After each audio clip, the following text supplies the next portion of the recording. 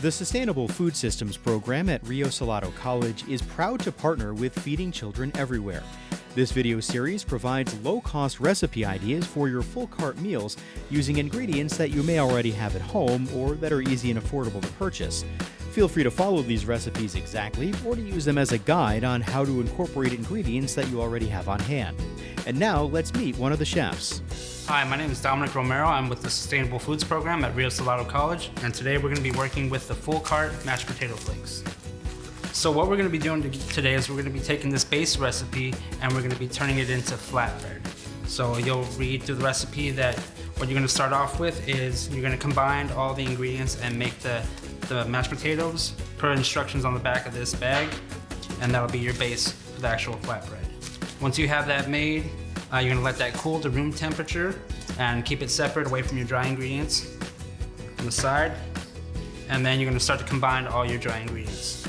You'll start with your flour, work in your baking powder, salt, black pepper, and your granulated garlic.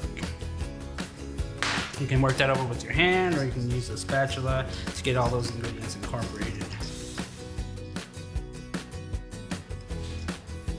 Okay, so once you do have that combined, what you're going to want to do is separate the flour into two portions. You're going to use half first and then half later on after you start mixing. So go ahead and add half of your flour to your potato mixture.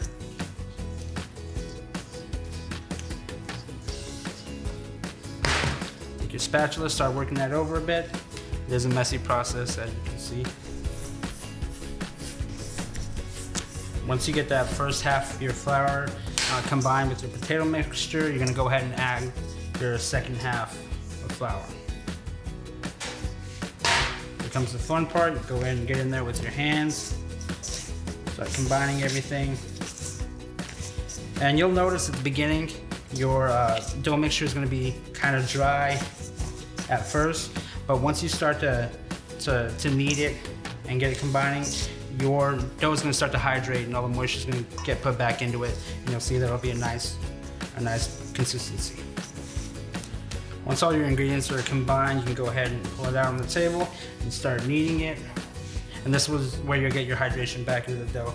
And you can already see at first, like I said, it was really dry, but now it's starting to stick together. You're gonna wanna do this for about 6 minutes just to get some elasticity into the dough. So you get that worked over for about 6 minutes. You're gonna go ahead and let it rest for a bit. Cover it with saran wrap. After that, you'll portion it out evenly into 6 pieces so you can start rolling out your flatbread. Okay, so after your dough has rested for a bit, you can go ahead and pull the saran wrap off. Dust your table a bit. This will keep the dough from sticking to the table. Go ahead and work it over a couple more times.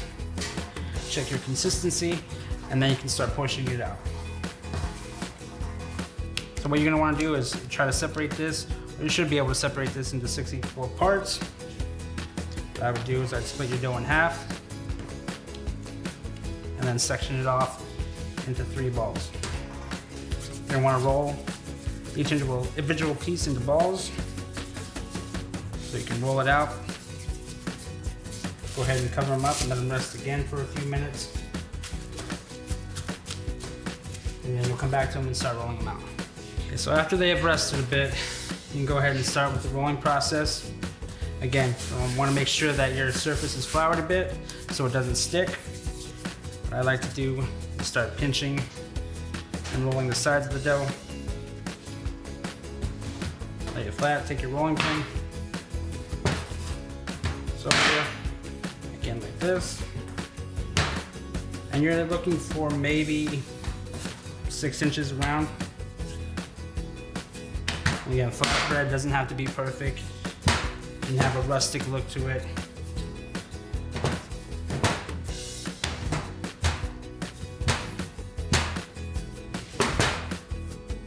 And there you are. And you'll take it from here over to your saute pan or your flat to cook it off. Okay, so once you get all your dough rolled out, we're gonna go ahead and start to cook these. If you are working with the saute pan, you wanna make sure that your heat is really, really low. That way you give the flatbread time to puff up and have good texture to it. If you're working with a flat or flat grill, then you can just go ahead and throw those on whatever heat, and you can more or less regulate it through your areas.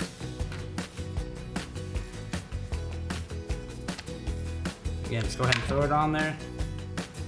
No oil, no spray, nothing like that. You can just go directly onto the pan. And this is going to take about 1.5 minutes on each side. So after 1.5 minutes, you'll flip it over. You'll start to see some nice coloring on it. Then you'll let it run another 1.5 minutes, and you'll pull it off and plate it.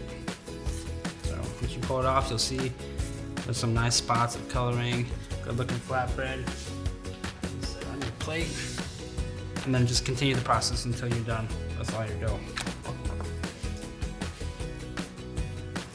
And there it is, potato flakes into flatbread. And this also goes very well with your Southwest chicken soup.